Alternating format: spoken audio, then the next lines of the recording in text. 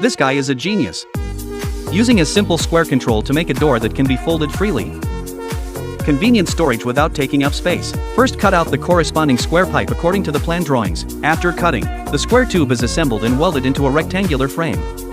Then weld the two diagonal square tubes securely. When welding, make sure that there is a certain gap between the square tubes. At the same time, two square tubes are also welded at one of the corners. Note the current operation details. Place a grinding wheel piece in the middle of the square tube to maintain a certain gap. For the stability of the overall framework, this is cutting out the corresponding length of the square tube. Weld it in a diagonal position. Two short tubes are welded to the top as the support point and force point of the door frame rotation. In this way, the basic prototype of the overall framework is completed. Then smooth and round the weld scars on the surface. After polishing, drill a hole in the center of the support point. The hinge parts are then installed on the two diagonal square tubes. Two hinges are also installed in this position. Then weld another frame of the same size in the same way. I won't repeat the process in detail. This is the design manuscript of the overall door frame. If necessary, you can double-click the screen to save.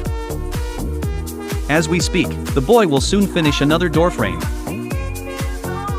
At this time, the square tube on both sides of the top angle is cut off with an angle grinder. This is what happens when the cut is done. How's that? It's not very silky. Then cut semicircular grooves at the top corners of the two door frames. Cut groove. A piece of steel pipe is welded to one end. At the same time, two parts were made with steel plate processing. The two parts are then welded to the ends of the other groove. Here is the completion of the overall framework. At this time, iron sheets with holes are welded on the surface of each tube for later installation of fixed door panels. Spray paint the frame when finished to beautify the look.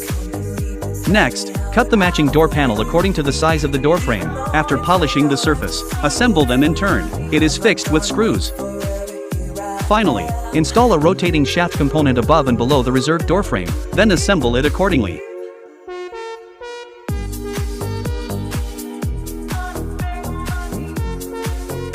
After assembly, screw the ends in place to prevent loosening.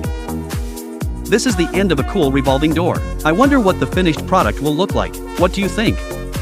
If you score 10 out of 10, how many would you score? That's very technological for this and creative doors. Are you tempted?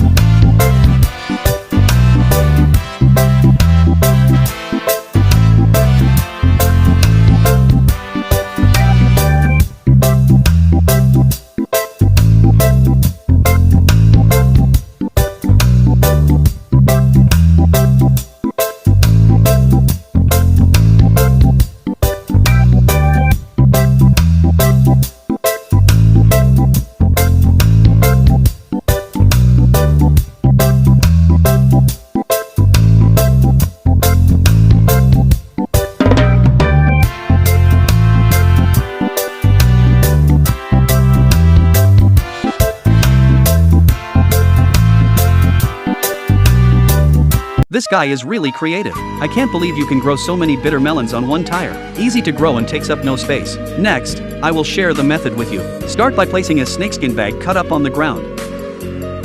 Then put another tire in place, and draw a circular mark following the tire. Then cut it out with scissors. Cut it out and put it on the tire. Secure it with a book setter.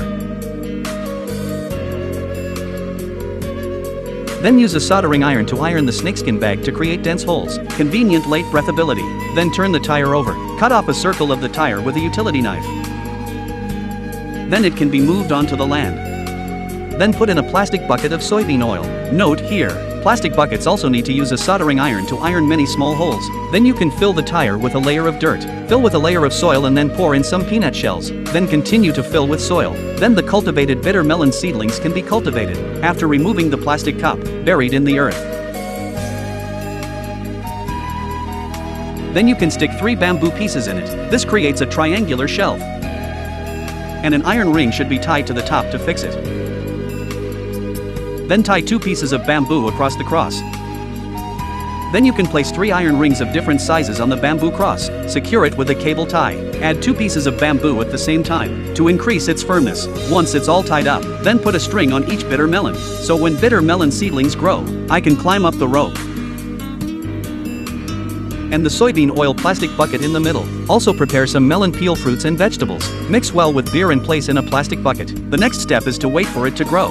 During this period, the peel in the plastic bucket after the fruit and vegetable rot. It serves as nourishment for bitter melon seedlings. 12 days later, it's on a shelf. At this time, it is necessary to pinch off the buds at the front of the bitter melon seedlings, prevent individual growth, and grow more branches. 20 days later the flowers came out. At this time, it is necessary to add some organic fertilizer to the plastic bucket. Pour some water on it.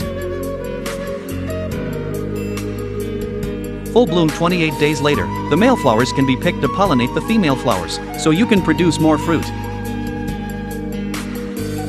After 35 days you can spray some liquid dish soap to prevent bugs. The work needed to plant here is almost complete. Bitter melon will be full in about 40 days. And it's full of them. The whole family couldn't finish it. The yield of bitter melon grown in this way is high. Green takes up no space. So what do you think?